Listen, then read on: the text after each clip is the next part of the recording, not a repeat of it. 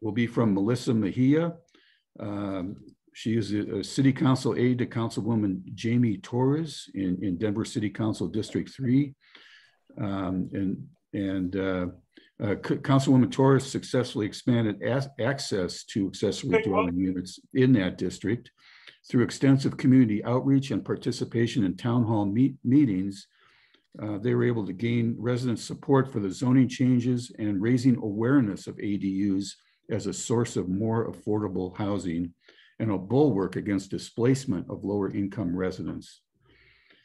And then finally, we'll hear a presentation from Elicia Ratajczyk on making ADUs more accessible for aging and disabled populations. Elicia is a project manager at the Institute for Built Environment at Colorado State University. The Institute is working on design standards to make ADUs more accessible to elderly and disabled populations. So, like I say, really a wonderful panel, and I can't wait to get started, so let's do it. Let's start by reintroducing Jarett Hughes, the Senior Policy Advisor on Aging to Governor Polis. Jarett. As Bob correctly notes, I am with the Governor's Office as the Senior Policy Advisor on Aging. And so, kind of my work responsibilities involve really kind of continuing the implementation and operationalizing a lot of the great work that we have done through our Strategic Action Planning Group on Aging, as well as a handful of previous boards and commissions and all the other strong organizations that we have in the state that lead this work. So I will kind of do a brief overview of some of the work in general, and then I'll also kind of do a recap on some of our legislative priorities from 2021 that were specific to affordable housing. And I'll kind of touch a little bit on what's been happening over the summer and maybe a little teaser of what to look for in 2022. But I will try and get through that relatively briefly so that you all can really get into the meat of the conversation with the experts here. I just always like to start off with this quote of late, and I think just at a very high level, it resonates with me personally, and I think professionally has a lot of relevance. As someone who is admittedly in their mid-30s, who spends a lot of time thinking, planning, and talking about aging in later life, I think this intergenerational component and coordination aspect to this work is just an integral and functional component of it. I am incredibly fortunate to be not only in a position now, but in a position throughout kind of my career to work with folks who are 30, 40, 50, 60 years older than me, and really kind of have that opportunity to kind of learn and coordinate and work together. Whether or not it's, Bob and Roberto at AARP, or I see former Representative Reesberg on here, Karen Brown as well, just folks I've been able to really work with in the past. So personally, this is an important component to me.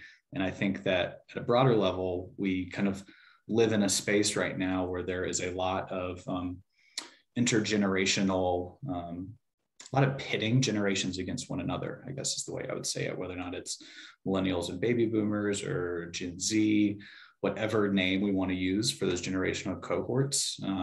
I think that we are much stronger when we work together than if we just kind of bump heads and point fingers as to why things are a certain way. So I've just been kind of wanting to kick things off kind of with that tone of late. And I will steal a phrase from my good friend Bob. And if you are not muted, if you don't see the kind of red dash through the mute, unmute button on your screen, please do hit that mute button. Thank you. Just quickly here, we know Colorado's demographics are shifting. This is something that is fairly predictable. We know that demographics don't lie.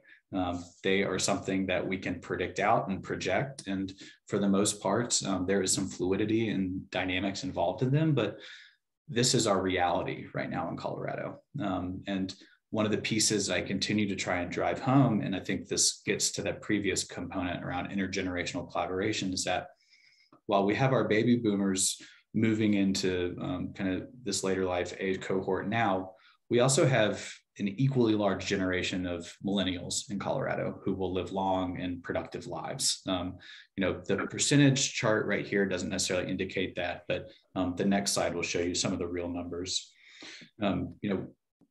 In that context, I think it's important to realize, and this is kind of my mission and kind of the point that I'm continually driving home with senior staff and the governor and legislature and local governments when possible, but this is our new normal.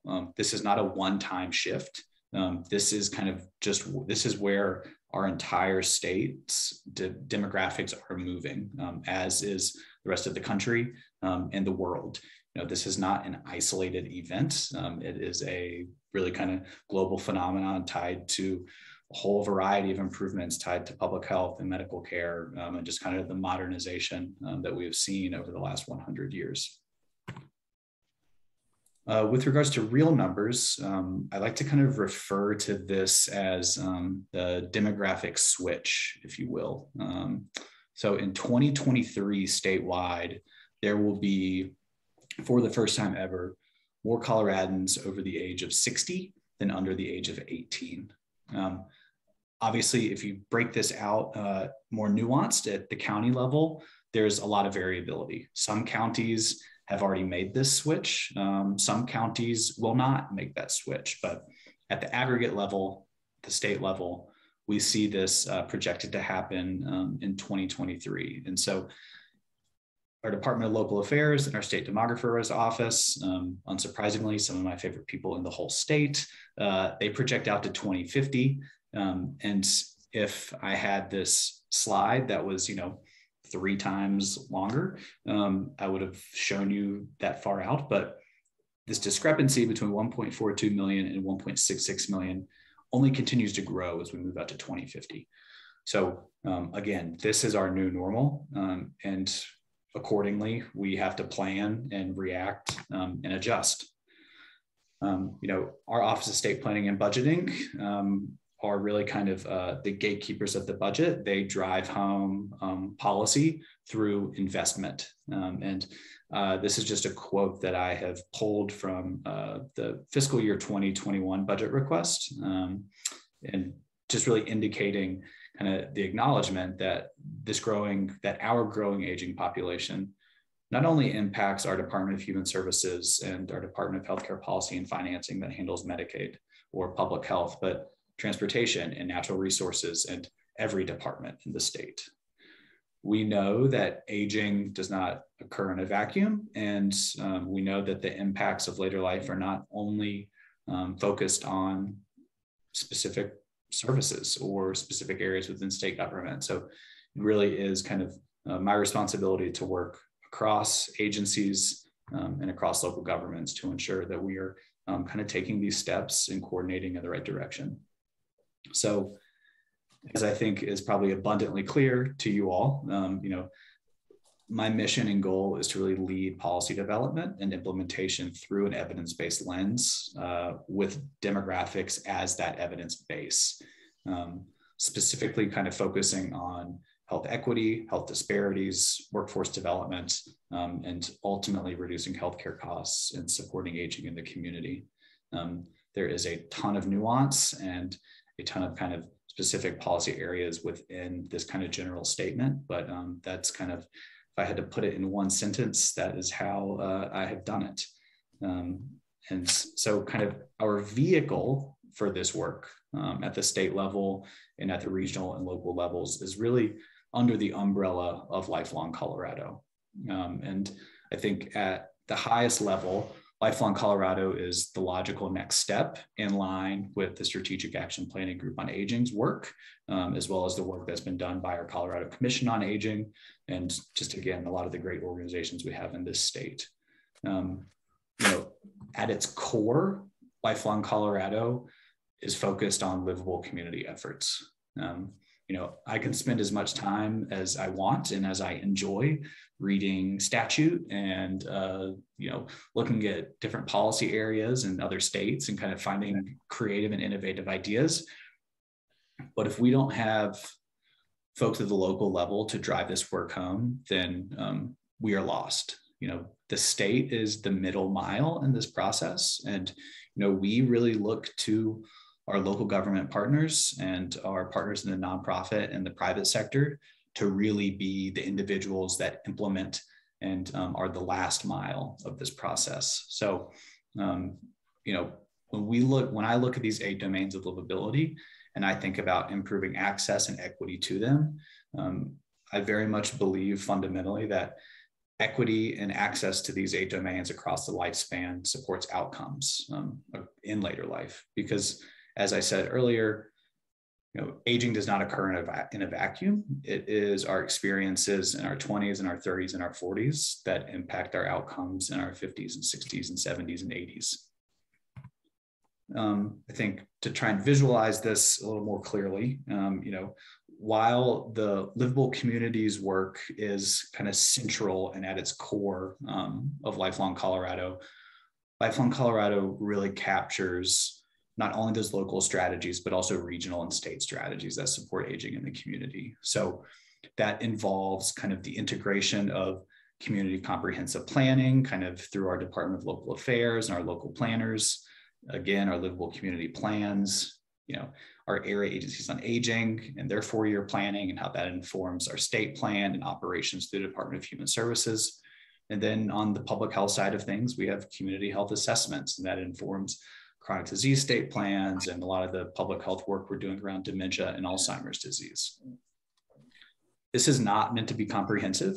This is just what I could fit on the slide. There is so much that happens locally and regionally that informs and flows up to the state that we use in our planning and implementation processes.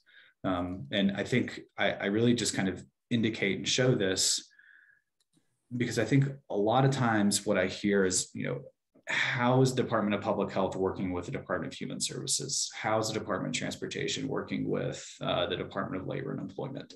And all of those things are bundled together under the auspices of Lifelong Colorado.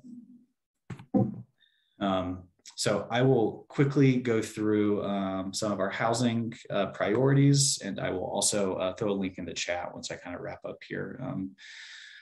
In 2019, out of some coordination with the Colorado Housing and Finance Authority, CHAFA, in our Division of Housing, the Department of Local Affairs, we created a strategic housing work group. They actually, obviously the pandemic kind of threw a wrench in everything. And so their work was very much paused and on hold for a while, but we were able to kind of move that final report and final product forward.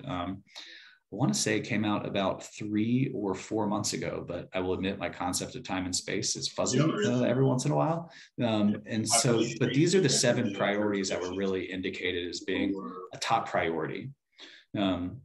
So I really cannot say enough about our folks at the Division of Housing and our Department of Local Affairs.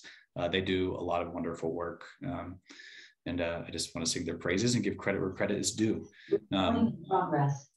And I'm gonna do another plug for if you're not muted, please hit the mute button on your Zoom screen. I'm not going to dive into too much detail on these legislative proposals or bills that have been signed into law from 2021 because I could take up way more of your time than you would like me to.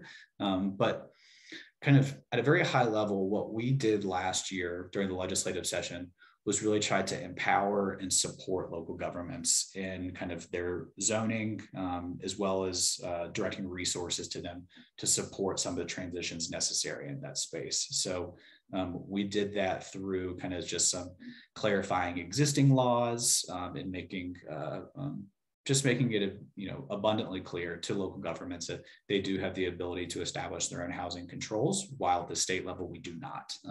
We clarified that in statute last year. We also went in and created a few different grant programs through the Department of Local Affairs at the Division of Housing through House Bill 21-1271. That set aside resources and dollars for local governments to promote innovative housing solutions. I know we're going to hear about missing middle and ADUs later. All of that is bundled up in that as well. And then, one of the other primary things that we are doing right now is specifically related to our American Rescue Plan affordable housing investments. So through House Bill 21-1329, we created an interim committee process to help guide some of those investments. And, that work will be concluding over the next couple of months. And then throughout 2022 and moving forward, we will be making those investments in this space. And, at a very high level, we know we have supply issues when it comes to affordable housing, and we need new units, but we cannot only just throw money at the problem and build our way out. We need infrastructure investments in our communities to support new development. Infrastructure investments can be very restrictive and can drive development costs. So using a lot of the resources that we have on hand to offset development costs is a critical component to promoting affordable housing. When we talk about workforce housing, I go back and very much think about our healthcare workforce. We think about kind of our public sector folks, but we know that in the metro area, it's very hard to be a teacher or a nurse and be able to afford a home and have build that intergenerational wealth that previous generations really relied on. That is kind of how we build equity and build wealth through housing. Quickly, I wanted to touch on just lastly some of the homelessness work that we are involved in at the moment. So also during 2021 session, we passed Senate Bill 242, and that really allowed the Division of Housing to grant out dollars for the acquisition and redevelopment or renovation of underutilized properties that might be hotels, motels, a variety of settings that could be kind of renovated to be shelters or used as affordable housing. And then also I think coming out in 2022, one of our priorities will be, really kind of building out our infrastructure specific to supporting individuals who are chronically homeless. That involves, kind of on the front end, data collection and outreach. It involves kind of this housing first approach through transitional housing and supportive services. All of that combined with permanent supportive housing and group homes or recovery residences. And then really kind of in this more global concept of comprehensive recovery campus models. I think that it's easy to see this and say, it's like, this doesn't necessarily relate to aging and older adults. And I think that is kind of true on the surface, but when you kind of look at the data, the majority of folks who are chronically homeless are above the age of 50, and they often have comorbidities and chronic health conditions that are more in line with adults in their 60s or 70s. So these are folks with complex medical and behavioral health needs very often kind of in our chronically homeless population. And kind of when you take into consideration this kind of lifespan, life course perspective, it's really critical to kind of have these interventions in your 40s and 50s to really try and support things in your 60s and 70s and as folks as they age.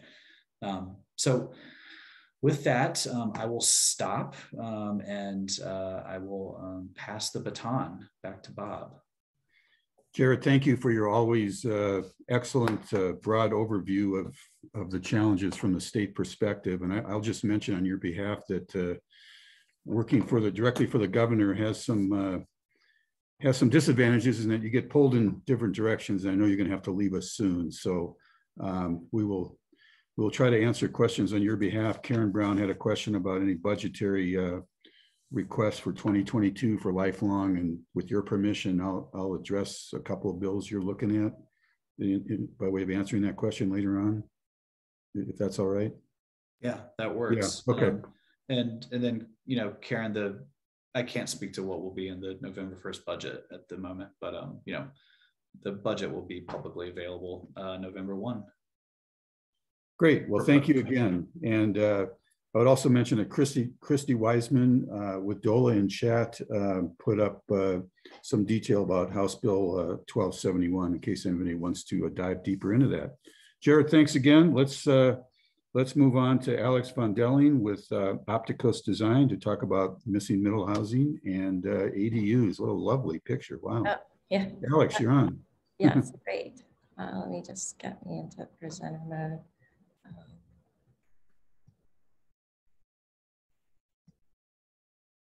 Okay, great. It's really a pleasure to be speaking with you all from Berkeley, California. We were here 3 years ago with AARP and present, speaking on missing middle housing. And since then, it's really gained a lot of awareness across the country, particularly with like state and local legislatures changing zoning and allowing this housing type more broadly. If I were here in person with you all, I'd ask how many people are familiar with this term. And but since we're not, I presume that there's a certain level of awareness. And I am, you know, largely, I'll touch a little bit on why it's so important and what it is, but I also really want to show some examples of, you know, of it actually being built recently, and then talk about some steps to implementation or some best practices to get it into your community. So first, just talking about why is it important to think differently about housing. And, you know, Jarett really started to touch a little bit on this about the shifting household demographics and how in the last 50 years, the household are really shifting away from the single family to more single households, both on the aging population or also just from, you know, single people not having children. In addition, there's also a lot of households that are looking for walkability, which means amenities nearby that you can walk to. And again, this is both popular and wanted on the older end as well as the younger end of people. In conjunction with all of this, we've got now, as many of you know, we've got housing costs that are skyrocketing and really burdening individuals with housing costs where it's, you know, like 50% of their take-home income. And lastly, even with COVID, we've seen a pressure on housing in that people are moving out of bigger cities into these sort of mid-sized communities and really pushing up the cost of housing in those locations as well. So it's a broad, you know, issue, not just for urban centers, but all across cities of many different sizes. And then to sort of exacerbate it, we have all these single family zones that don't allow any other type of housing besides single family, which makes it really difficult to provide a diversity of housing choice. And so what's really important is to think outside the box and, you know, what are some new tools that we can use for bringing different housing types? So, you know, enter missing middle housing, which is not actually a new term or new housing type, I should say. Our founder, Dan Prolik, coined this term about 10 years ago, but it's to capture a housing type that is really existed pre-World War I or pre-World War II, that is house scale buildings with multiple units, but it fits within, you know, a single family neighborhood or is a transition between single family and sort of these mid-rise neighborhoods. And, you know, it suits people with a variety of housing needs. And it's also lower cost by size and, you know, it blends well within the single family neighborhood. So here's an example of one this is a 3-unit building, but it looks like a house. And why is it called missing middle? The middle has two different you know, connotations. One is about the form and scale of it fitting within a single family house, but also the idea that it can, you know, be delivered at a middle income level. So, and I know a lot of people, when using that term, often talk about it as like missing middle income. So I just wanted to reinforce that it's on both ends. It's about the form as well as the economics of it. And then it's missing because since like early 1990s, barely anything has been built besides single family homes or on the upper end, these bigger kind of apartment type buildings. Just to show a quick representation of what does this mean in terms of building types and how could this look, the duplex unit is one of the building types that actually, you know, is really popular and is one of the ones that's making headways in terms of legislation, and that allows, it works really well on a corner lot.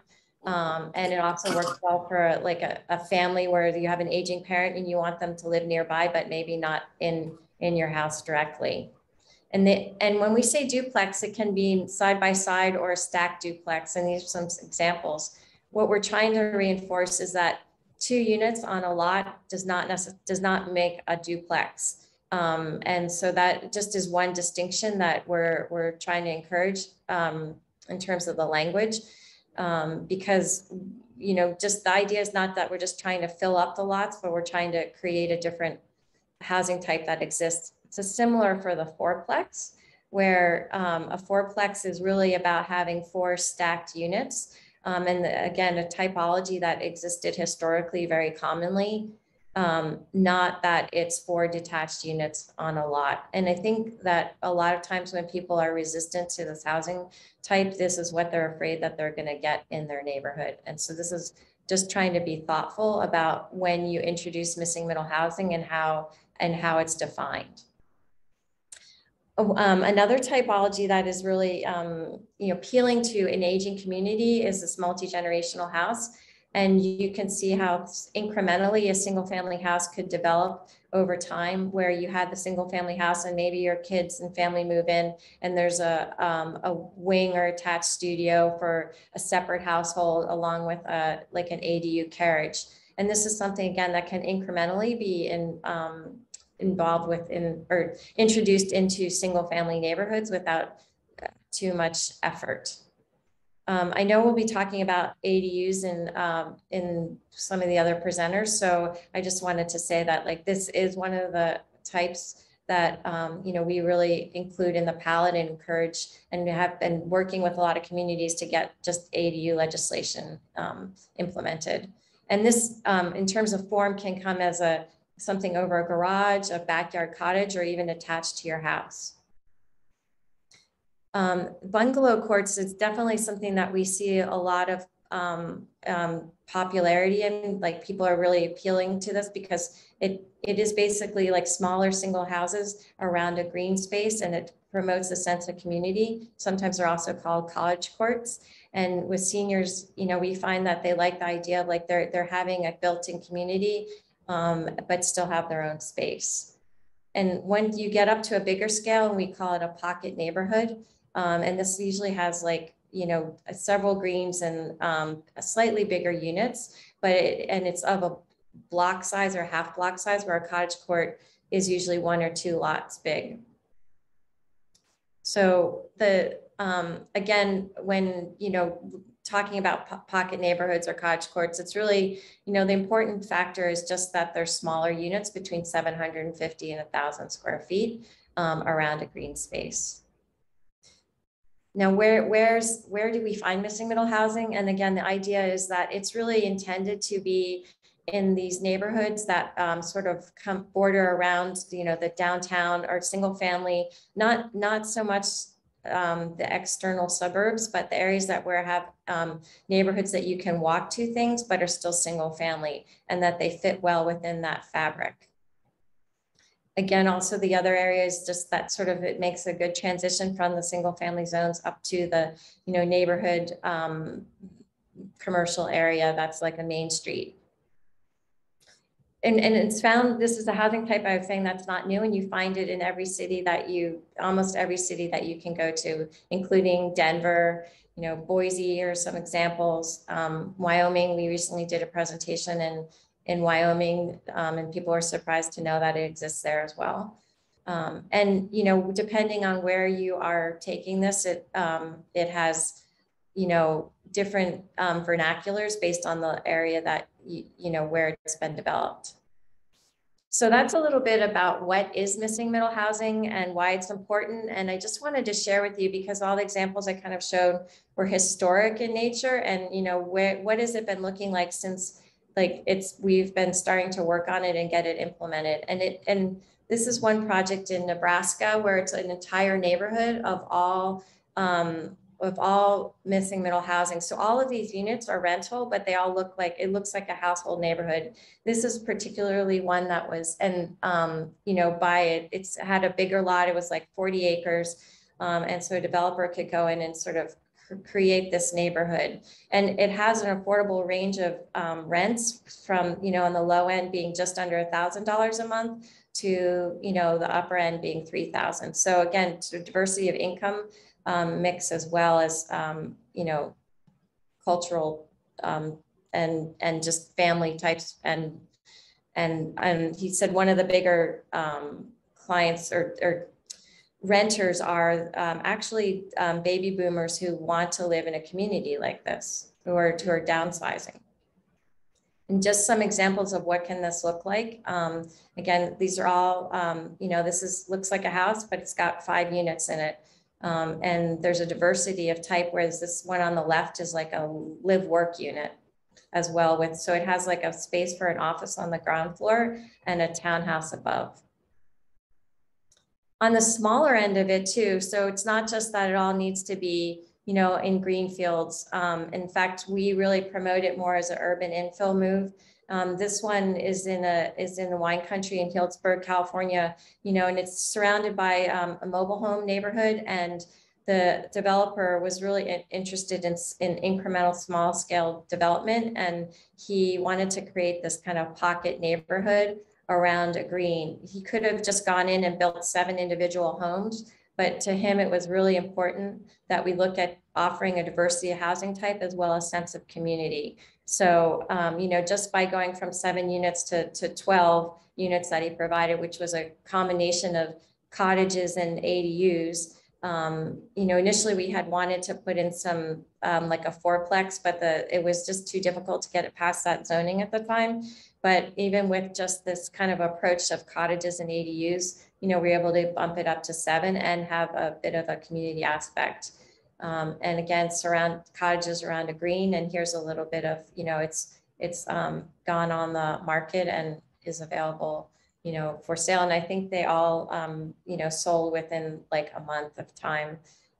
So definitely saying that there's a demand for that kind of development around a green where you don't have your own individual lot.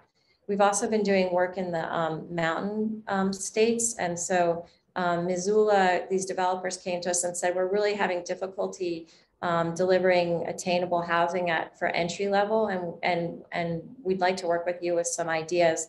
And so again, what was, you know, we had 8 acres, and what became really important was that we introduced a mix of rental and for sale product.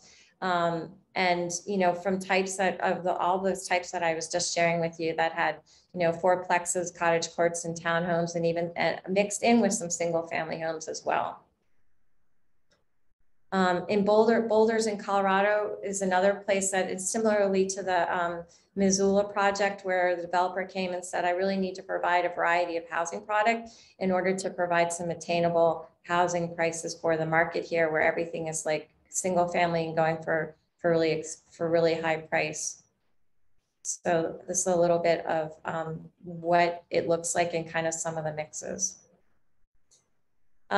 This is another developer that we're working with, and they do, they're both developers and builders, and they do prefabricated housing. And so I wanted to just show an example in your backyard of something that's like a pocket neighborhood using, you know, modular technology to build what they're calling a farm. And so again, largely their two priorities of this developer are, you know, attainability and providing for a sense of community. And so they provide, in addition to, you know, the community green space, there are amenities that are provided within the community itself.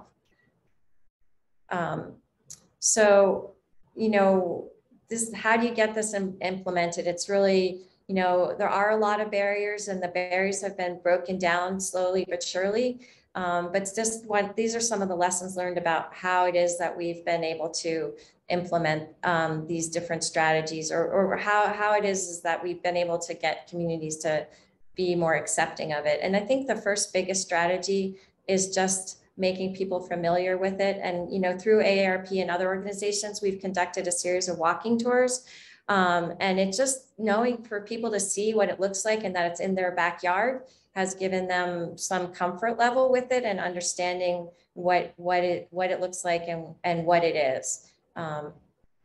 You know, also building partner relationships. You know, we've been doing a lot of presentations through AARP, but also, you know, encouraging groups to partner. I know last time when we were here, we worked, AARP presented with United Way, and United Way is another big proponent. I know AARP has been a really big advocate on the small scale of ADUs as like kind of the entry into like adding more units within a community.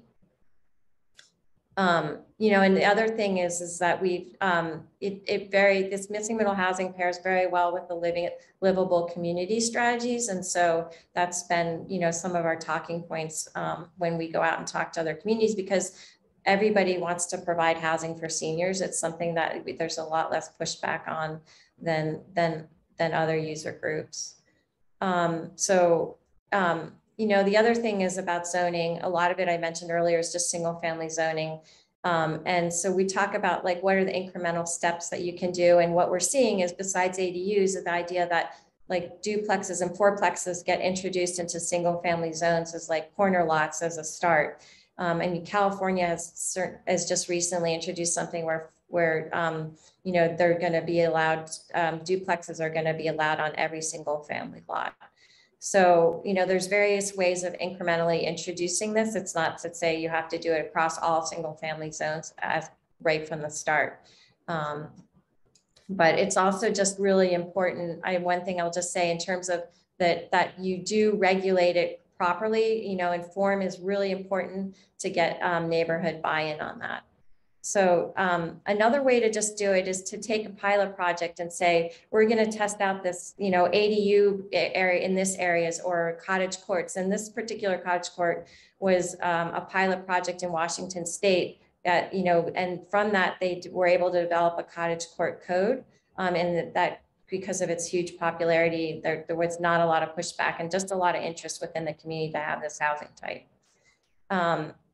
You know, another big just hurdle is that IRC, that when you go to this multiple units, you jump from IRC to IBC, and that can be a lot of hurdles because builders are not familiar with this housing type that has a little bit more fire rating and codes and fire access. And so we've just been trying to really push to see, can we get, you know, maybe 4 units and less to fall under IBC rather than IRC. But some of the developers have really gotten creative with splitting these units in order to make them all, you know, it might be 4, but they've split it in a way that it's 2 units and it falls under the IRC. So just creative strategies, you know, and just being really creative about how you lay out, you know, site plans. This is a Muse project in Utah where we took the leftover space and, you know, made townhouses in a way that got them this most affordable townhouse in this larger community of Daybreak. So providing some entry-level housing, you know, by creative strategies on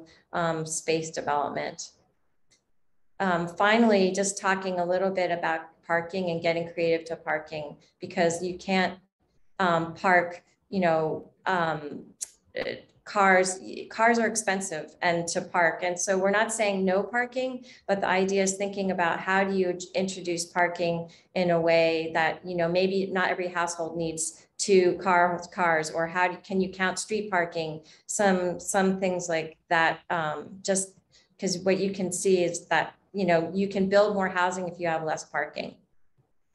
And then just allowing an integration of diversity of housing choices. You know, mixing rental with for sale is really providing that economic diversity that you need within a community, and, you know, plays to the intergenerational mix as well. So when we say affordable, when we talk about missing middle housing, we're really talking about, there's on the one side, there is subsidized affordable housing, and that, has a very specific developers, but also the idea that if we build a variety of unit types and smaller sizes, that by design and cost and construction, they can be more affordable, more attainable to the community. This was the one in, in Utah that I had mentioned that, that we're able to build townhouses for under $200,000. This was about like 6 years ago at this time. But again, within that larger development, they were the most affordable housing entry type, and they had still provided a sense of community. Just looking at what does it take to deliver affordability, a single family house at $1 million is also, can be, if you look at that same lot and have 6 condominiums, that they're almost half the price. So just thinking about that in terms of attainability. So again, it's just the idea that you're providing more smaller scale units that fit within single family. And it's not the only solution, but it's a tool and a solution. And the last thing I just want to talk about is like the idea of land trusts, because what is so expensive about this housing is often the land. And if there's a way that you can work with a land trust to deliver this housing type, you can really control the cost of the house over time instead of it having be just flipped. So that concludes. I know I went a little bit more longer than I needed, but just if you want to find out more, there's also Dan recently published this book on missing middle housing that goes into a lot more detail about the things that I shared with you today. So thank you. Alex, thank you. Very thought-provoking presentation. I particularly appreciate the kind of continuing emphasis on smaller square footage. We talk about it all the time here, that too often all that's available in the market, particularly for older adults, are 3,000 and 4,000 square foot homes, and that's not what we're looking for, and nor is it affordable for entry-level folks to begin to build wealth the same way we all did by purchasing our first home. So thank you. A couple of questions we'll get to a little bit later. On to Commissioner Kefalas, Larimer County Commissioner John Kefalas, who is going to talk about manufactured home parks and residents. And as I said in the earlier introduction, then Senator Kefalas in the Colorado State Legislature was, we think, really ahead of his time in terms of perceiving mobile homes and manufactured housing as important to the total menu of affordable housing and offering protections years ago. So Commissioner Kefalas, welcome, and thank you again. Thank you, Bob. Thanks, everyone. Have I done this properly as far as screen sharing?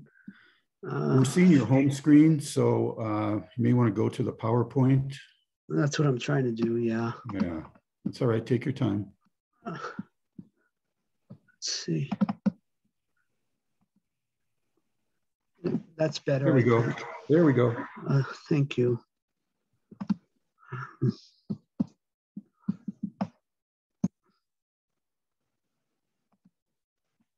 So again, I appreciate the opportunity to be with folks, and I'm going to time myself. We'll see how well that works. I want to acknowledge at least 2 of my staff, Jen Cram from our Community Development Planning Department, because she helped prepare some of these slides that deal with land use code changes, and then Claire Bouchard, who is working towards being our affordable housing coordinator, and has been very instrumental in helping to implement the emergency rental assistance program, and I'll talk a little bit more about that. So my focus will be on manufactured home communities and residents. What do we do to engage and to help protect that type of housing, which is really critical. This is a bit of an outline of what I hope to cover. I think it's important that we talk about the continuum of housing, and I have a slide that speaks to that a little bit, and where manufactured homes fit in as one form of unsubsidized affordable housing. What the county is doing in terms of our strategic plan, our housing needs assessment, and our land use code updates. Where I referenced the Mobile Home Park Oversight Act, laws and regulations, some of these slides come from the city of Fort Collins, and they've done a lot of great work, and they deserve a lot of credit, working with our various community-based groups like the various housing authorities, Housing Catalyst, and others. But they created this really interesting handout that is good information for residents in terms of when they have an issue, do they talk to the state, do they talk to the city, or do they talk to both? And then some thoughts on best and needed practices, and then opening it up to discussion. So this is something that I got from the city of Fort Collins, and you can see that this is not the entire housing continuum. My understanding of that, that I learned from Sister Mary Alice Murphy of Catholic Charities back in the day, is you looking at emergency shelter, people experiencing homelessness, all the way up to homeownership opportunities, market-based, and so forth. But you can see where manufactured homes fit into this chart in terms of lot rents and why that's so important as far as AMI. The reference to the median home price in Fort Collins, $450,000 on the right side there, June 2020. Well, guess what, folks? As of today, the median home sale price for a single family home is about $533,000. So you can see that's part of the challenge, the conundrum, that we have residential appreciation that's going off the charts. These are some stats, and again, this slide and the previous one are from the city of Fort Collins. They should get credit for that. But in Fort Collins and in the growth management area, there are about 75,000 housing units. 4% of all housing units in Fort Collins are manufactured homes or mobile homes. And in terms of the unincorporated parts of the county, there are 8 municipalities in Larimer County, but in the unincorporated parts, 11% of all housing are mobile homes or manufactured homes. And again, the other bullet points, we all agreed that this is an incredibly important type of housing. And if we believe in this idea of a diversity of housing options, mobile homes and manufactured homes are really critical, modular homes. This is a little bit of information about Larimer County and how we've tried to figure out our role in this, this complex issue of addressing the needs of people, both in the rental market, people experiencing homelessness, of course, and certainly in the home ownership market. But in 2019, the county updated its master plan, or its comprehensive plan. And it had been previously, the previous master plan that we were operating off of was from 1997. And so the comprehensive plan is meant to be a visionary document 20 years from now. Where do we want to see Larimer County? And that's the foundation upon which we look at updating our land use code. And last year we completed phase 1 of the land use code update. And this year we're in the process of completing phase 2, which includes a lot of reference to diversity of housing options going back to the comprehensive plan. It's important to note that one of the 6 focus areas that were identified in our updated master plan include housing as a really critical issue that was brought to us by the community, and 5 other issues that relate to everything from economic health, health and social, community, and so forth. So I think there's a strong recognition and understanding that all of these issues are linked. Our strategic plan, that second bullet point, 2019 to 2023, the commissioners here in Larimer County, I think we do something, hopefully other counties do it, but we establish a 5-year strategic plan, and there are overarching goals. And then within each of those overarching goals, there are specific and measurable objectives. So for example, goal 2, the one that I'm involved with, deals with economic opportunities and quality of life, resiliency, and all of that. Objective 4 is the one that specifically deals with addressing the cost burden of households by 2023. In this May, we received our housing needs assessment report.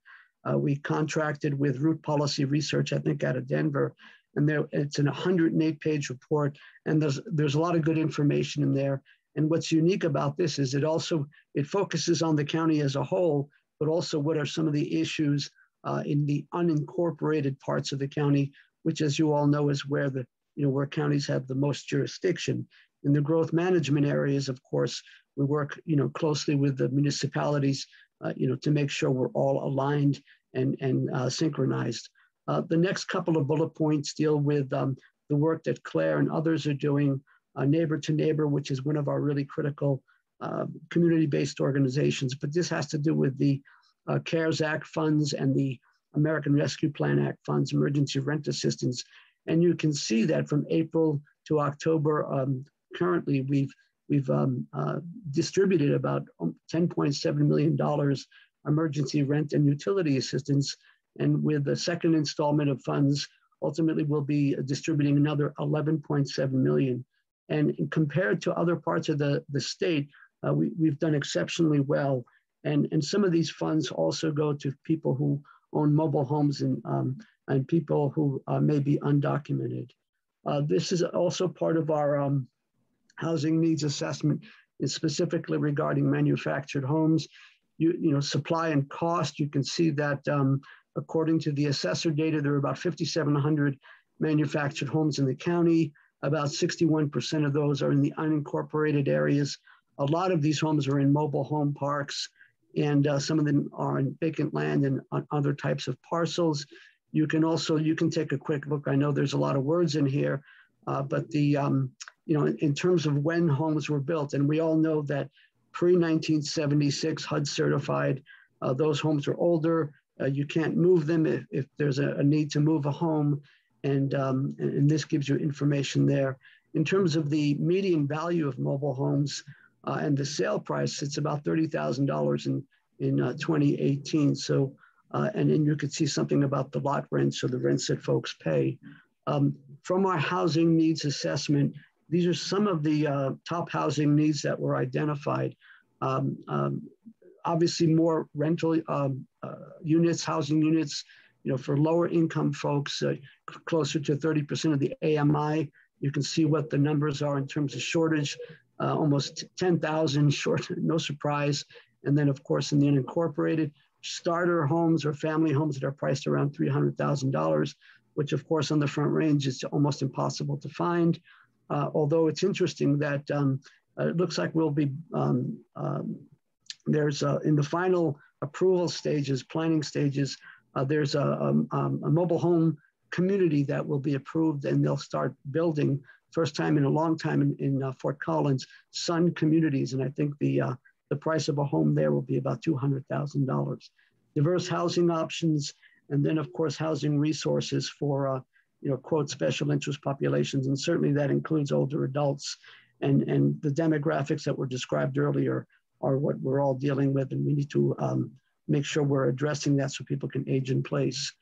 These are some of the policy recommendations: regional coordination, funding sources, financial support to existing service, eviction prevention, really focusing on modular prefab manufacturing, housing investment, and other types of things. And certainly we're looking at things like land banks and land donation programs, and looking at properties and that may be available for this type of activity. In terms of going back to the emergency rental assistance program, you can see that we've helped about 1,900 households. The dollar amounts, and again, as I said, some of these funds are going, about 20% of these funds, that's my 10 minutes. I'll keep going for a little bit here. Some of these funds are going to folks who own mobile homes, and funds are made available to people who are undocumented. In October alone, we'll be needing to spend about 1.5 million. This gets a little bit into the land use code work. Let me turn this darn thing off for the moment. These are some of the issues that we're looking at: agricultural labor housing, manufactured housing parts, tiny homes on wheels. And I'm glad there's a discussion regarding smaller square footage homes, accessory dwelling units, family and living unit definitions. This is capturing parts of our Larimer County Comprehensive Plan, the focus area dealing with housing. If you look at housing needs to the right, you see 1.3, develop initiatives that preserve current attainable housing, and how do we create opportunities for ownership of communities.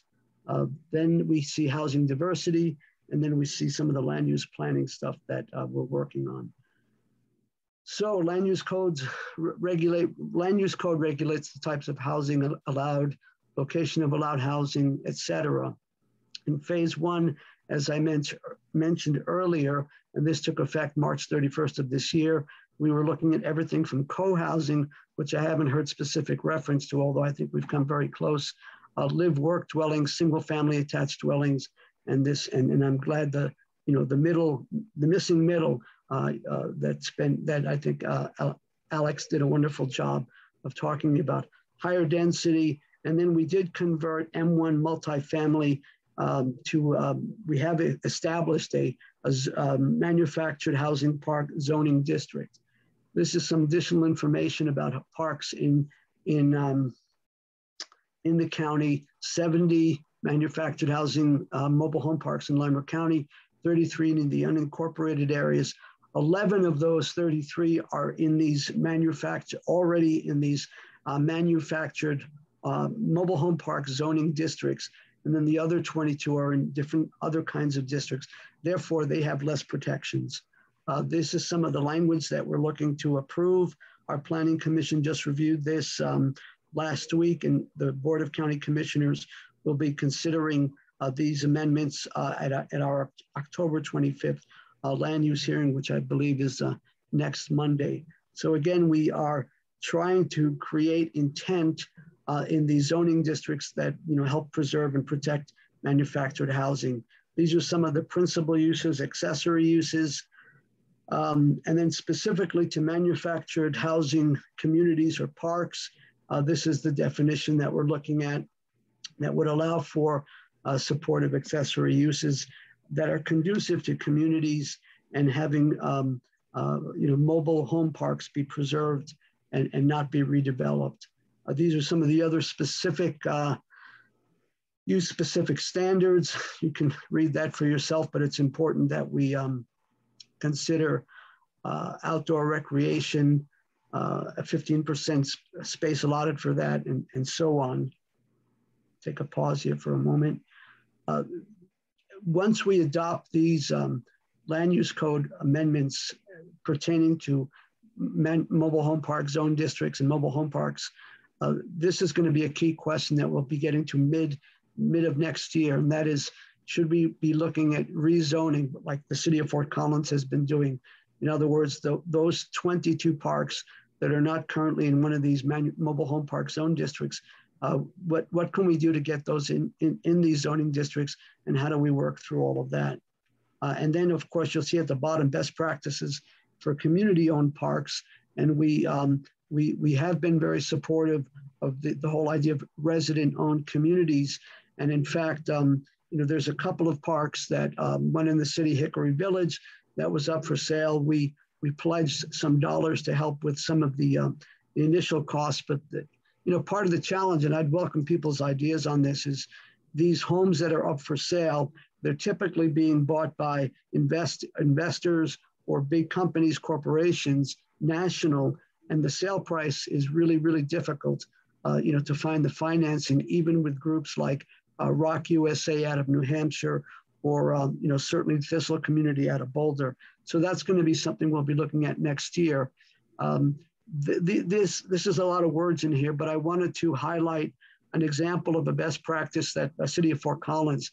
So they have a handout that goes out to folks, and it talks about, these are issues that have been addressed by a lot of it by the Mobile Home Park Act and setting up the oversight program and the dispute resolution.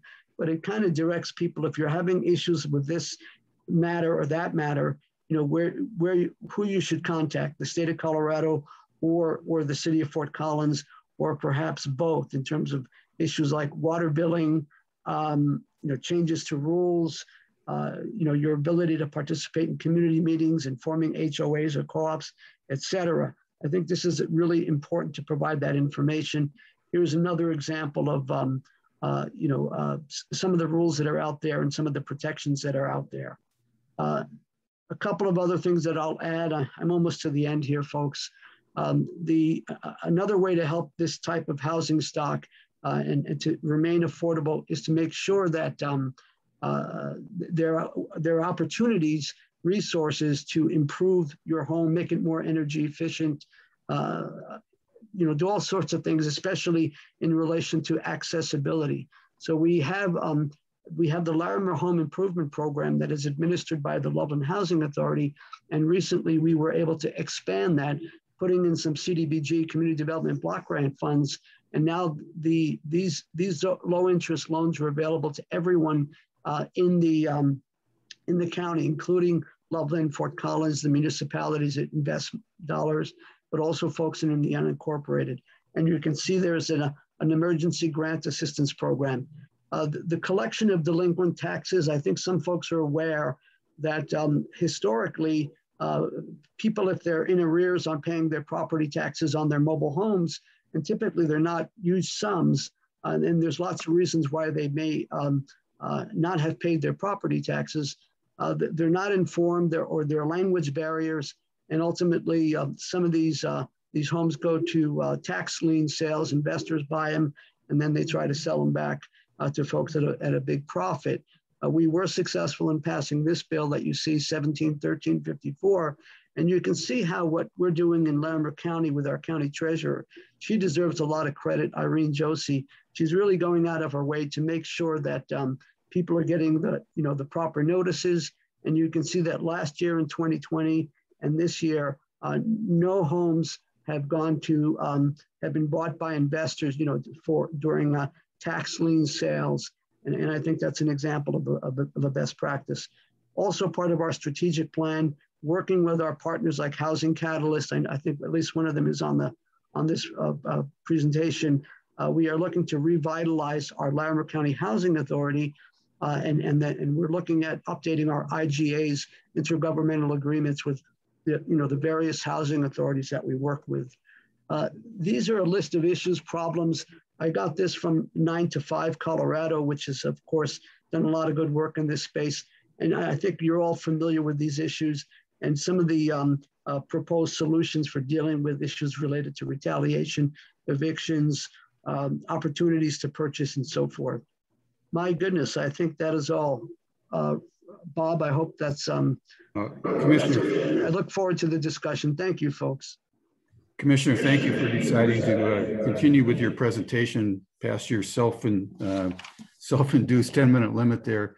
I really appreciated it as a longtime policymaker myself, planning commissioner, city councilor, and mayor. I appreciate the land use emphasis that you had in your presentation. That's where a lot of solutions have to start. I appreciate your mentioning of the CARES Act and AARP funds, and the fact that Larimer County has devoted some of those funds to affordable housing. And finally, you brought up that issue of investors buying up housing. That's, boy, I hear about it from my colleagues in states all around the country. I think of Boise as a primary example, but that is an ongoing issue. So thank you. I also assure the other presenters and others on the call, I know we're scheduled to end at 11:30. I'm willing to continue until noon or whatever it takes. This is really important information, and I'm not sure I've ever seen after an hour the number of participants go up in one of these panels. So clearly there's interest out there as well. So with that, let's go on to Melissa Mejía with the office of Councilwoman Jamie Torres in Denver City Council District 3. And Commissioner Kefalas, if you would take your presentation down, and then we can, or stop sharing, I should say. Then we'll move to Melissa Mejía. Thank you.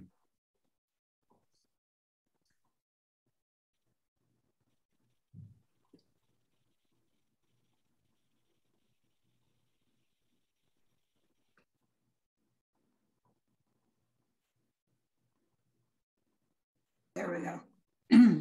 Excuse me. Okay. Hi. Everyone can see it. We're good to go. Great.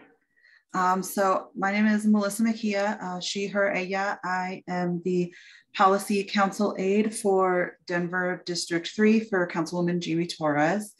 I am going to be talking about our work. I think there were some wires crossed, but to be clear, it's still a proposed rezoning for 3 of our neighborhoods to allow ADUs throughout. So there we go. So just a quick summary of the current proposal. It is a legislative rezoning. As of today, the first draft of the full application is under review ahead of formally submitting it. I'm sure you can imagine it's a super substantial application for 3 full neighborhoods. So city agencies are taking a look at it as well. What we're looking at rezoning, if you look at these maps, what they show is the portions of the 3 neighborhoods of Barnum, Barnum West, and Villa Park that would be rezoned. So it's just under 3,000 total parcels. The remainder of those neighborhoods that are not being rezoned already have zoning that allows for ADUs. So what we're looking at doing is just rezoning the remainder of these neighborhoods that doesn't have that allowance to move them into that allowance so that it's the entirety of the 3 neighborhoods. Excuse me, this does not eliminate single family zoning. It's modifying the single family zoning, but it would still stay a single unit district. So sort of background on how we landed where we are. I'm sure there's been conversation about redlining and the inverted L in Denver, but you can sort of very clearly see the pattern of areas of Denver that were redlined and the areas that are most vulnerable today. Limited homeownership opportunity and areas on the west side were some of the only places that people of color could buy homes. So what that leads to is an establishing of relationships and communities of people who had more limited opportunity historically of where they could buy homes and ended up in these neighborhoods. And that community and support network is only growing in importance as these neighborhoods on the west side see a lot of change, a lot of displacement of families, changes to their area, increased infrastructure after a long time of neglect of their infrastructure. And so those communities and support networks are really, really important through all of those changes. And then there's, on the other side, the ADU conversation that sort of led us to making this proposal. There's been a lot more conversation nationally. It's a much more common thing that you hear people talk about in recent years. This city's community planning and development department took an interest in it as an opportunity for missing middle, as sort of these conversations have evolved, as more applications come in. So generally just more awareness at the city level. We also have the West Denver Renaissance Collaborative, which I will get a little more into in a second, but they started a pilot program to work on building ADUs and helping to get ADUs built for lower and middle income homeowners. And they focus on West Denver. So they cover all 3 of these neighborhoods. And the beginning of that has sort of been a lot of learning process of how difficult the process of actually building an ADU can be, but also knowing that we have that in these neighborhoods that we're looking to rezone. And then there was the work by Councilwoman Sandoval in District 1. They created the ADU Inclusive Zone District for Denver Zoning Code. And then they did the first 2 neighborhood-wide legislative rezoning efforts in Chaffee Park and in Sloan's Lake. So they really spearheaded that in terms of conversation at the city, but also sort of trickling out and us then having our residents contact us and ask about it as they followed what was happening, in adjacent neighborhoods in some cases. A little background on WDRC. This map shows the area that they cover in the city. All 3 of the neighborhoods we're looking at rezoning are in that, so they would all be covered by this ADU pilot program opportunity. The goals of this program are stabilizing homeowners, providing wealth building opportunities, contributing to more long-term affordable units, and really creating more equitable access to ADU zoning and development. It's a difficult and complex process. It's expensive. So it takes a lot of resources to really pursue, and they're really trying to create that support and some of that investment in helping to pay for it through some city funds in order to create more equitable access to this opportunity. And these show on the left, that is a map of District 3 on the west side. Those are all of our neighborhoods. We've seen a lot of change in population recently, a lot of attention on these neighborhoods, a lot of real estate interest and investment. They are a lot of single unit areas or areas that are deemed up and coming, and that's led to a lot of changes in population and a lot of displacement. They are historically underinvested, and so as everyone is more concerned with seeking equity, they've received a lot of attention recently, which sort of creates its own challenges and can really accelerate that vulnerability to displacement. On the right-hand side is a map of the West Area Plan. I'll talk about that a little more as well. The West Area Plan is a planning initiative in Denver to create neighborhood plans for areas that don't have them. All three of these neighborhoods are a part of the West Area Plan, and you can see they are that sort of bottom left-hand corner on that map with that light color. So they are primarily single unit districts. These neighborhoods are mostly single unit zoning. It's very low density, very neighborhood. I know there's a lot of conversation about single unit zoning and the way that it has historically been used as an exclusionary tool. From our perspective, and what's important for District 3 to understand is that there's also single unit districts like these that were redlined, and so therefore were some of the only places where lower income or people of color could buy a home and look for that stability and creating community for their families. And so there's a lot of feelings in these neighborhoods that they always have to bear the burden of increased density, where wealthier and whiter areas that have single unit zone districts have the resources to stop or resist that kind of change. So it's super important for us to look at solutions like the gentle density of ADUs that don't take that away from some of the only places where that was available to some people, and not treat it like it's the same as single unit districts in other parts of the city. So some specific neighborhood context for these three neighborhoods.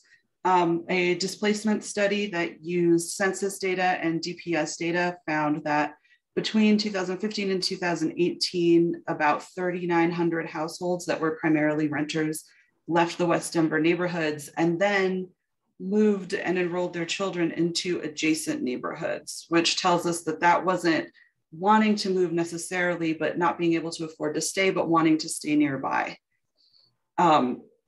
Property value and property tax increases in this area are way higher than other parts of the city.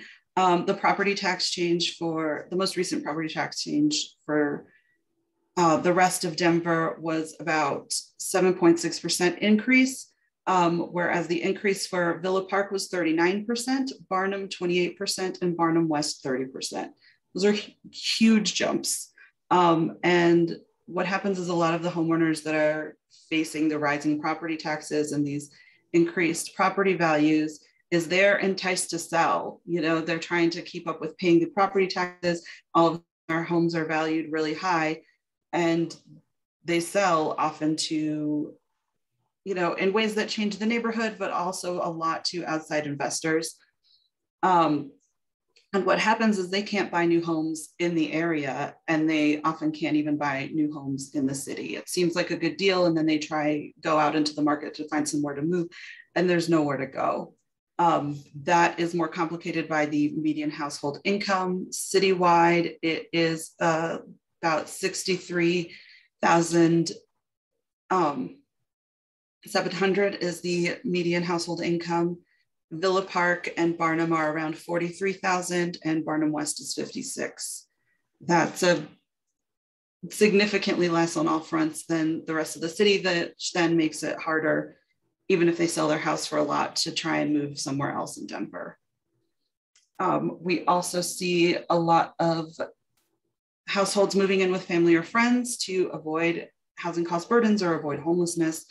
So we know there are a lot of doubled up houses. It's hard to get hard numbers on that, but we have, through conversation and partner research, it's clear that there are a lot of doubled up households in these neighborhoods and throughout the West Side. And then the increase in white non-Hispanic population in these sort of historically more Latina neighborhoods is also significantly higher than the rest of the city. And again, it's important to make sure that these cultural and community centers are allowed to stay and aren't being displaced just because this single unit zoning is so valued, or suddenly these seem like such great places to live to everyone else. And then a little history, like I mentioned, there's been a little city planning processes. It's one of the things that comes along with all of that attention is now there's a lot of catch up happening, and some of that is in the form of planning. All of that goes with resident and stakeholder outreach, which can be really difficult when there's a ton of activity after not having that for so long. It puts a burden on residents. There's a lot of demand on their time and on their capacity to try and make sure that they are represented in these decisions.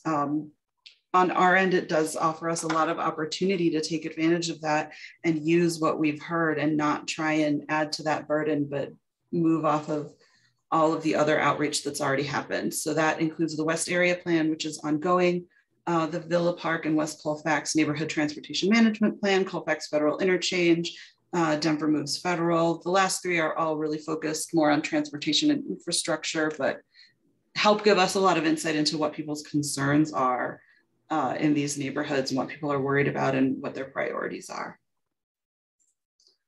So why do we think ADUs are a good solution? They help create opportunity for long-term residents to stay in place, to benefit from the recent increases in investment and attention into these communities that they built instead of being displaced by the associated costs of living. It's also responsive to the concerns of members of these neighborhoods who have expressed through many years and through multiple planning processes, including the ones I just mentioned, that they're worried about involuntary displacement. They're worried about cost burdens for homeowners and thoughts about how additional entitlements can help neighborhoods keep their residents and maintain their diversity, and how to use that in a way that helps that rather than accelerates displacement. So specifically to District 3 and these neighborhoods, we know that there are a lot of longtime residents who've seen their neighborhood change.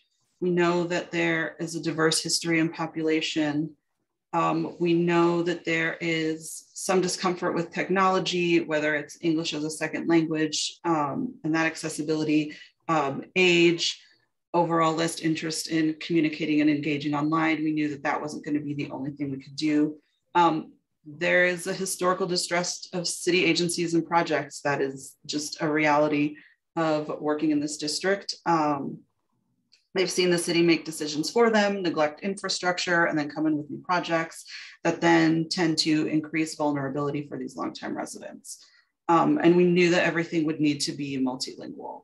So our outreach included the 2 virtual town halls as well as 1 in-person town hall. It became really clear the more phone calls we got, the more people really wanted an opportunity to show up and talk to somebody in person and ask their questions and not just be on Zoom. We also had 2 virtual office hours. We had a dedicated bilingual phone line that people could call just with the questions about ADUs. And we had our survey that we offered online as well as in print at the town hall, and you could request. So people would call that dedicated phone line and ask for a print one, and we would make sure that they got that. We also sent out mailers to impacted property owners, as well as dropping flyers at the impacted properties, making sure that we got both the property owners and the renters in terms of trying to make sure we were getting feedback from everybody. Put around posters and yard signs throughout the neighborhoods, just trying to get some visibility, make sure it was clear that this was a trusted source and make it easy for people to scan a QR code or to call a phone number, whichever they were more comfortable with. And then we had our informational website, and everything that we did was in both English and Spanish. It was not Spanish upon request. It just went out in both languages. So a quick example of our landing page. You can kind of see that it is just English and Spanish right next to each other. There's not two different ones. You don't have to click anything to translate it. It was just all there in both languages.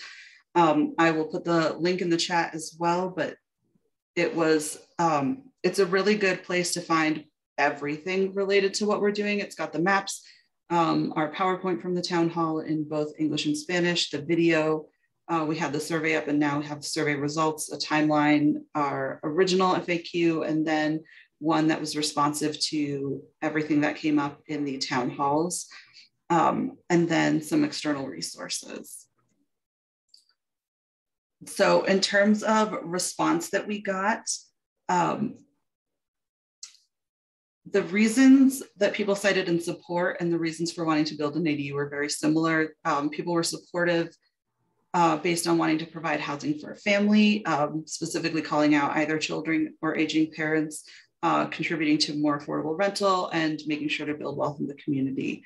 Of those people, the ones who actively want to build an ADU and are looking to do that in the near future, the top two reasons by far were to provide housing for family or to rent out the ADU. The next two were for a guest house or for friends and family. A guest house for friends and family, or a studio or office. So it was really, really focused on increasing housing and opportunity in the neighborhood. We got a strong response specifying a desire to build for family. It was in the surveys, it came up in town halls and emails we got. That was by far the #1 thing that people cited in terms of their interest in ADUs. And then most of the questions that we got were actually about how to build. How do I do this? How do I start this process? How do I actually get an ADU? How do I get help paying for it? You know, we did have questions about the rezoning, but it was amazing how many questions were totally unconcerned with the rezoning and really just wanted to know, how can I start this process? The concerns that were raised were mostly parking, strain on infrastructure, and capacity to enforce the owner occupancy requirement, not dissimilar to most concerns around development. There is no evidence that ADUs significantly make parking worse. There's a lot of entitlement to parking and how many cars you can have already. It is more sustainable to add a density where the infrastructure already exists for those utilities rather than building out new.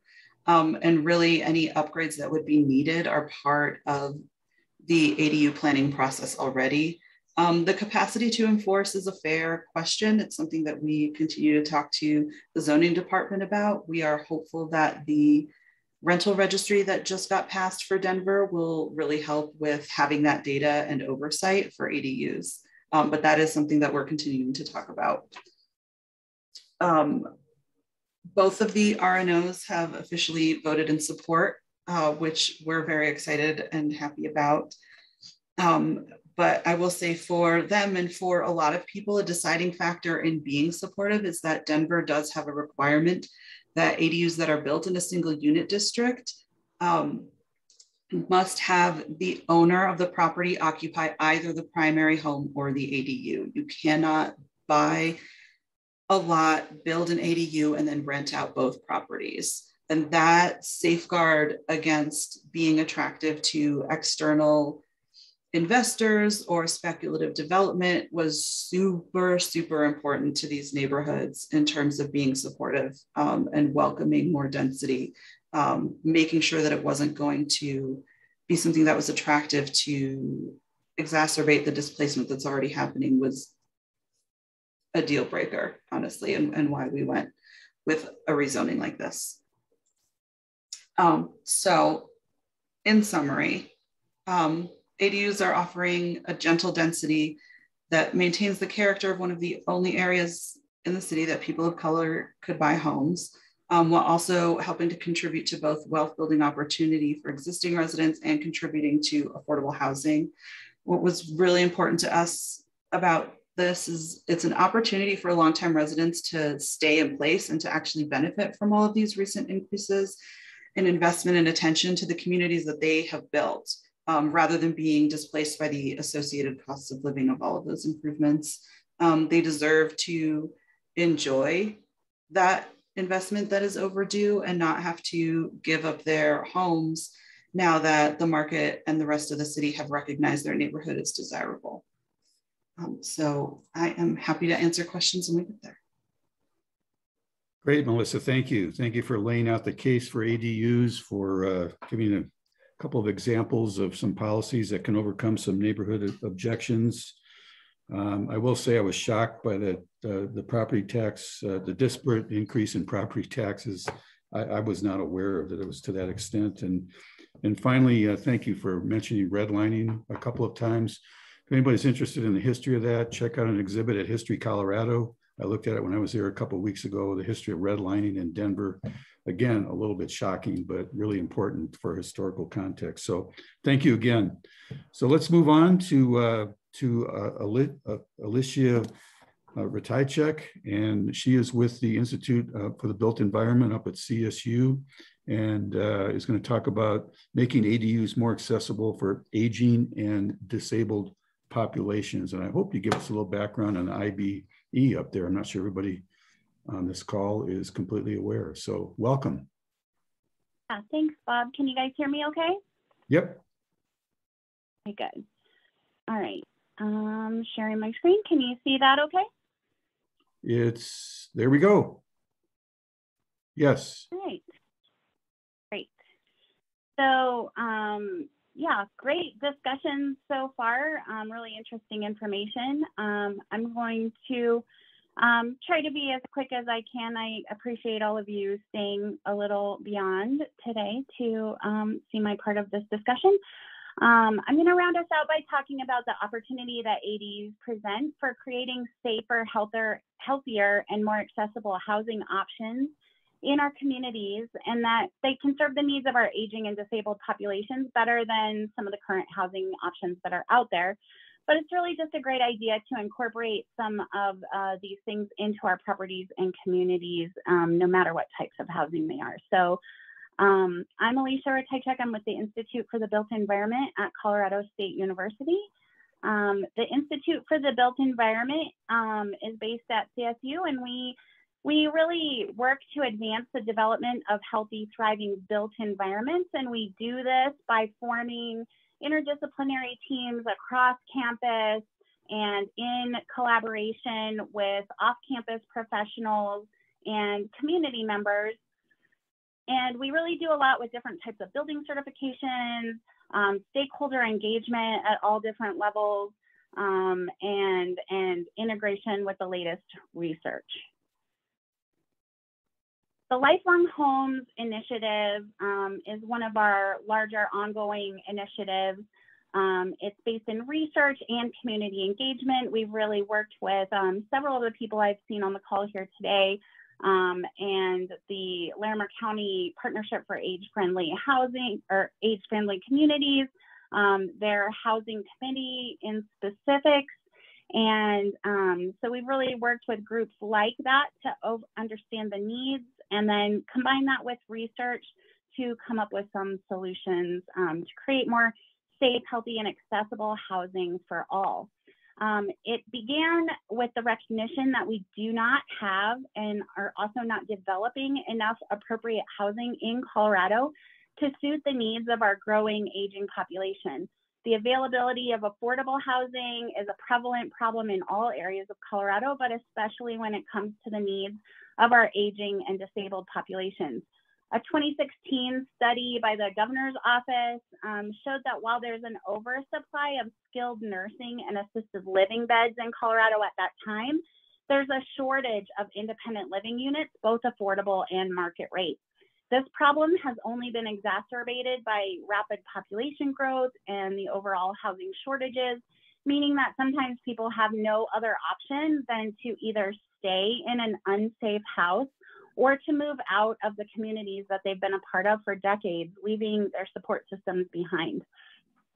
Our research has shown that part of this problem is due to these 4 key market barriers.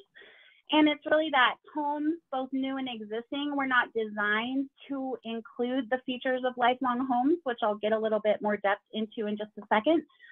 Home developers and builders are not really incentivized to build these features into homes currently, although some of the more progressive ones are.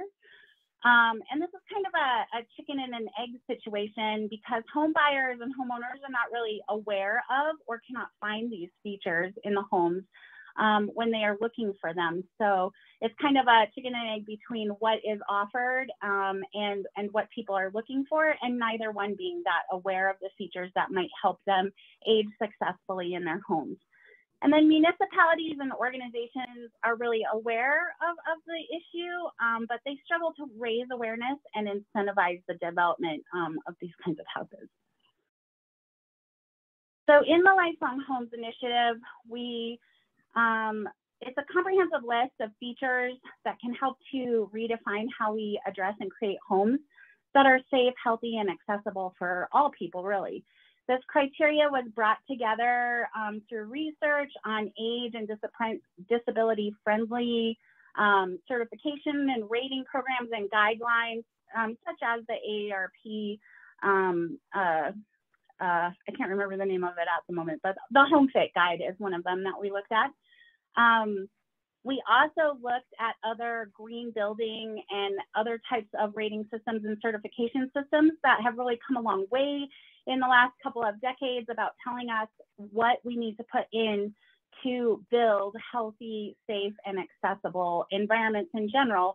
But a lot of this criteria hasn't really been applied to the development of homes on a large scale.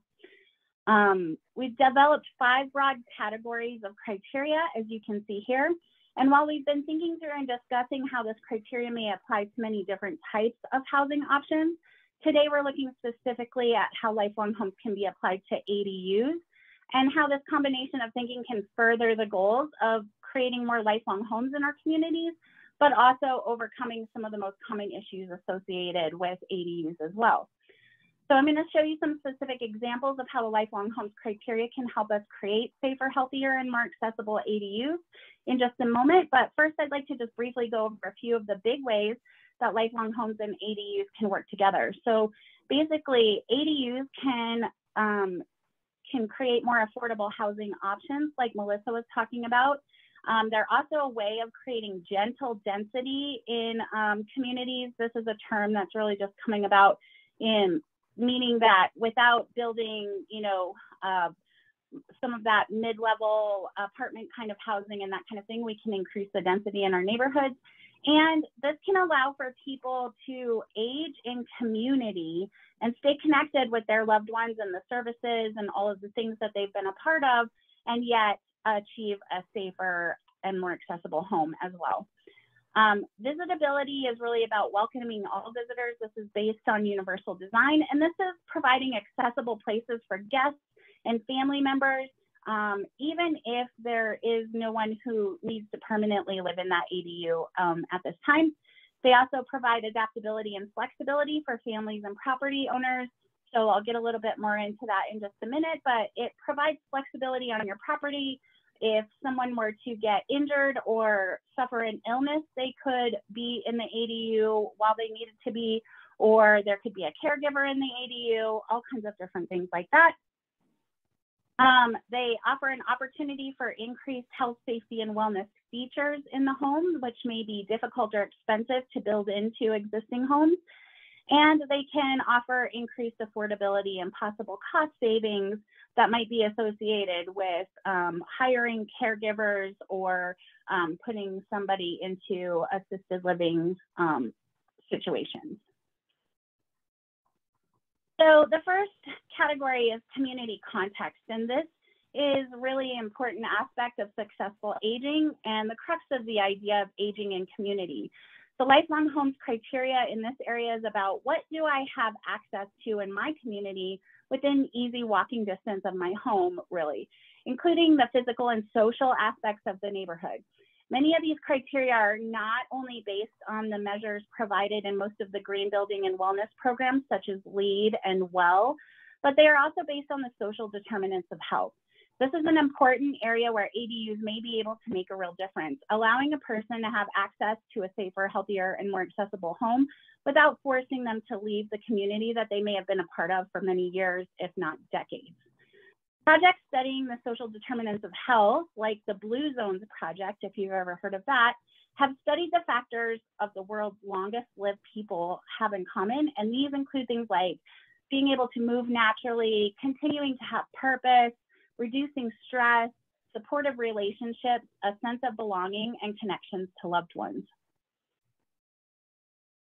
Visitability is really the basic parameters of universal design and accessibility. Visitability is a movement that was started by Eleanor Smith and the international network known as Concrete Change. Their goal is to make a more single family and owner occupied homes visitable, meaning that they can be lived in or visited by people who have trouble with steps or who use wheelchairs or walkers. These criteria are about a homeowner's ability to welcome visitors of any ability and are based on the basic principles of universal design. They not only allow someone with temporary or permanent mobility issues to more easily visit a home, but can also help homeowners with many different life phases and daily tasks, such as entering the home with a baby stroller, entering while carrying armloads of groceries, and aging successfully within their own home or property. The criteria in the gray boxes may be especially important considerations for ADUs in particular. For example, most people stop driving at some point as they age, and then it becomes even more important for their home to have features such as good wayfinding. So, you know, in some cases that ADU may be at the back of a property or something like that. And as people stop driving, they may need delivery drivers or Lyft or Uber drivers or rideshare drivers to be able to find them easily and park where they can have an accessible pathway to that vehicle. Design and adaptability criteria take universal design to really the next level and highlight the features of the home that could accommodate or adapt the homeowners as their needs may change over time. It's assumed that most or all of the visitability criteria would be implemented along with some or all of these criteria that you see here. Those shown in green boxes may be more important considerations for ADUs. There's just some things in here that are design features and some things that are lifestyle features, which include things like just keeping clutter-free design to keep mobility and access through the space good, making sure there's an accessible bedroom, an accessible closet, and that your storage spaces can be accessible or be made accessible. So that's one of the features of this category is that ADUs, even if they're created and not intended initially for somebody who is aging or has any type of disabilities or mobility issues, they can be made adaptable. So the cabinetry, maybe the appliances can be adaptable. You could put blocking in any house. Blocking should be put in the bathrooms for future grab bars so that you don't have to destroy the bathroom to get that put in later. And just making sure that we're really thinking about how the home can change with us as our needs change. Health, safety, and wellness turns out to be the largest category of the criteria. Some of them have been grouped under the subcategories that you see here. Some of these, again, are design features, and some of them are more about behavior and lifestyle choices, but they're good things to consider when we're thinking about the design of any home, and especially when we're thinking about how to create a really well-designed ADU, because those spaces are usually small. So there's some things in here that might be difficult to consider when we're thinking about ADUs, like acoustics and noise control might be more of a problem, things like that. But there are many things in here that you would want to consider when you're designing an ADU. And then finally, affordability and maintenance is the last category of the criteria, which includes things like energy and water efficiency, as well as consideration of the maintenance needs and the home size. All of these are important areas where an ADU could make a big difference and, you know, can really provide the opportunity to share in things like landscape maintenance and things like that. And the health and wellness criteria, along with some of this criteria under affordability and maintenance, are really areas that some of the universal design or other age-friendly certification or rating systems don't necessarily consider as much, but we think it's really important that these things can be considered in all different kinds of homes. And we don't want carcinogens and low efficient appliances that cost more money in our spaces any more than anybody else does. So some specific lifelong homes considerations for ADUs and ways that thinking about lifelong homes with ADUs could have an impact is that it means that some of the different types of ADUs may not be what you want to consider.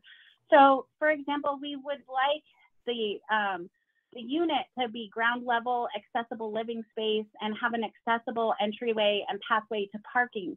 So this may, you know, count out some of these upper level and lower level interior or above garage types of units.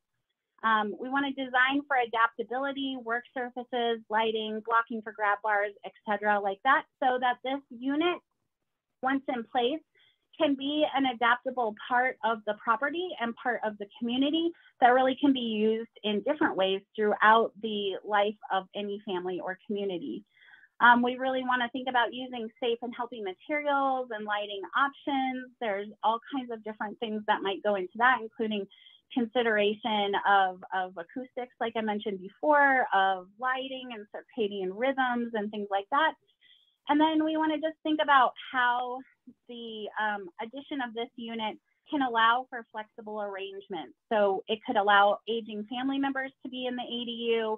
It could allow a caregiver to be in that ADU while they are helping to take care of somebody in the main house, or vice versa. It can allow for family flexibility as different needs change. So for instance, like I briefly mentioned, if somebody were to you know, break their leg or have a long-term illness, this type of unit could be used to more easily house somebody in that situation for a temporary amount of time. It can, something we need to think about is how flexible arrangements work across a property. So maybe there doesn't need to be dedicated laundry inside the ADU, but that needs to be accessible to the person who is dwelling in that ADU on the property if possible. And then things like landscape maintenance and things like that that may ease the needs of whoever may be living in that ADU. And then they also allow for community flexibility and adaptability. So in some communities, these are allowed to be rented. In some communities, that is a restriction on them. But you know, these really allow that gentle density and different types of housing options to be included in communities, making the entire community more intergenerational and more flexible and adaptable overall.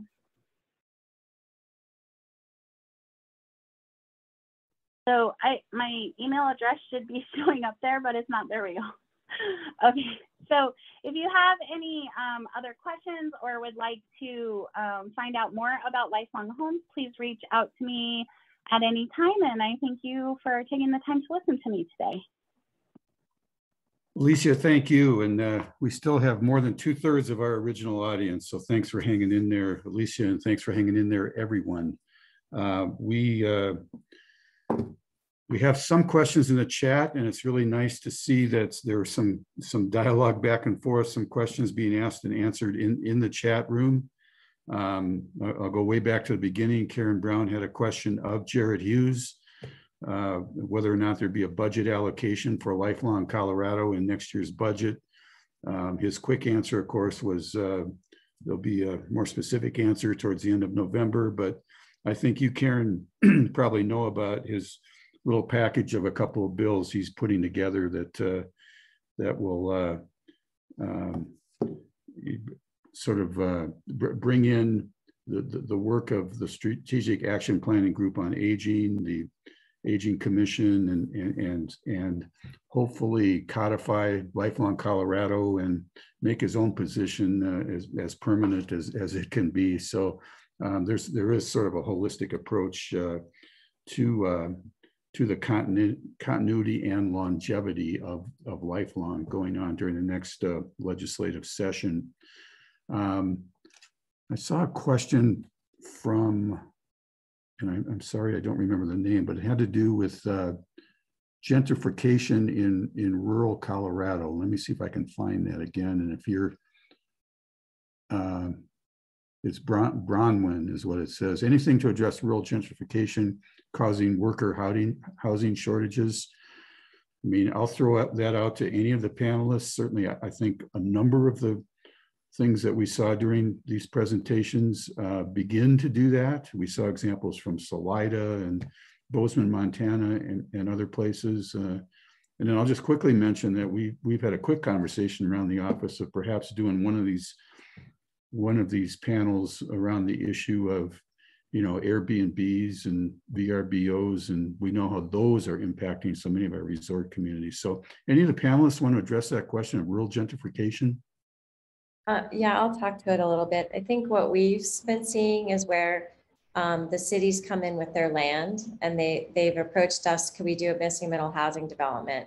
And they then still have control of the land. And so they've been doing, you know, workforce housing, teacher housing, in and of that style. But the fact that they managed to own the land, and it's sort of working like a community land trust where they can, you know, it's not to say it all has to be rental. It can be for sale, but they can put covenants in that will, like, you know, hold the cost of it when it gets sold, for instance. And a lot of universities do that already. So for their faculty, so it's a model much like that. So we have been working with cities, both, you know, rural and bigger cities in that context. Yeah, and another potential landowner for that model is a school district too. You know, we've heard potential discussion of that as well if they don't need the land for schools. Let's see, any other questions if you want to kind of speak up, or I'm looking through chat and I think we've got, I will just say, yes, this is being recorded, and yes, the slides will be made available and emailed out to everybody, probably via something like Dropbox. Any questions? Chuck Hubbard, there's a hand up. Yes, thank you. I was hoping that I was struck by the same thing that struck you, that tax disparity, 7.6 to 39%. Did I understand that was within the same municipality? And could Melissa explain that a little bit? Yes, sorry. Sorry, I have my camera off now. I'm in transit. We just went through tax assessments, and that's the right number. This area of the city saw 30% plus increase in their property tax valuation. More specifically, this area of the city. So this is the west side of Denver. So it was Barnum West and Villa Park are all the way on West Denver. And it's sort of, it's a culmination of kind of everything that we talked about, sort of historically marginalized communities, largely underinvested, history of redlining. So as the housing market in Denver has gotten crazier and crazier in the last couple of years, and there's a lot more attention on trying to find single family houses, wanting a yard, things like that. These neighborhoods that have that, but are largely populated by lower income and people of color, are seeing their property values go way up because a ton of people are deciding that that's a great place to move. and are moving there. And then that property tax value assessment is based on how much houses are selling for in the area. So because there's so much demand and there's been so much competition for homes, and the people who've been able to buy them have been buying over list price, are people moving in from out of the neighborhood, out of the city, out of the state, investors. All of that has bumped up those sale prices, which has then bumped up all of those property values and then the taxes. So because this area has seen a ton of change and a ton of displacement to go with it, that's why those numbers are so crazy. Thank you so much. You covered it. Okay. Yeah, I think it speaks to what was at one time affordable or attainably priced housing, and now with speculation and as Melissa said, simply people's desires to find something affordable, the price has gone up percentage-wise so much higher than other homes. Other questions? And just use the hand raise function if you can do that. I cannot see all the people on the screen, so if you go to the reactions button down below, there's a raise hand function. That would be helpful. Bob, I think Bronwyn was raising her hand for real. Okay, thank you. I couldn't see that. Thank you for addressing my concern about the rural gentrification. My buddy Karen here is also on. We're both from Paonia, Colorado, and we're experiencing, I believe, the verge of a real crisis for worker housing. I mean, it's pretty huge. I have a book to recommend for anybody who wants to really see an insight for this crisis. It's actually covering a community in Washington State, but it's called Dividing Paradise by Jennifer Sherman. And it addresses rural inequality and the diminishment of the American dream. So I really recommend that. That is a real insight as to what's going on, I believe, nationwide rurally. People are simply considering, the younger generation is considering moving away from these communities because there is just, the backbone of these communities are the workers. And my partner and I moved here to invest in the next generation. We are seniors, but we're ready to invest in the next generation. And if they're not here, we don't have a community, and we certainly don't have an economy. So I just wanted to add that. If anybody's interested in reading that book, it is an insight. So just wanted to add that, and thank you. Well, thank you. Thank you for the recommendation. Thank you for joining us. And I probably shouldn't say this in front of so many people, but this is Paonia is our favorite place in Colorado. So yeah. Beautiful, beautiful spot. Beautiful well, we'd like it to stay there in terms of the economy. And we want communities like this to thrive. And those of us seniors with relative resources, it is, I believe it's incumbent upon us to retire to communities like this. And if we're compos mentis and vertical, to grab a shovel. Do you know what I mean? To contribute, to give back. And if we can't give back to the next generation, and the next generation cannot survive here economically, where are we, right? So this is where we want to interact with the next generation, and especially where housing is concerned. So I'm glad we've had this forum to address this. And I would like to see more addressing of the rural situation, perhaps at a later forum or something more concentrated on that issue. Fair enough, fair enough. We did that once in the past, but it's now way in the past. I think 2017, when we did a focused on rural housing challenges. So, and that in itself expresses how long this challenge has been going on in Colorado. So other questions? Virtual hand raise, or if somebody can help me see a real hand raise.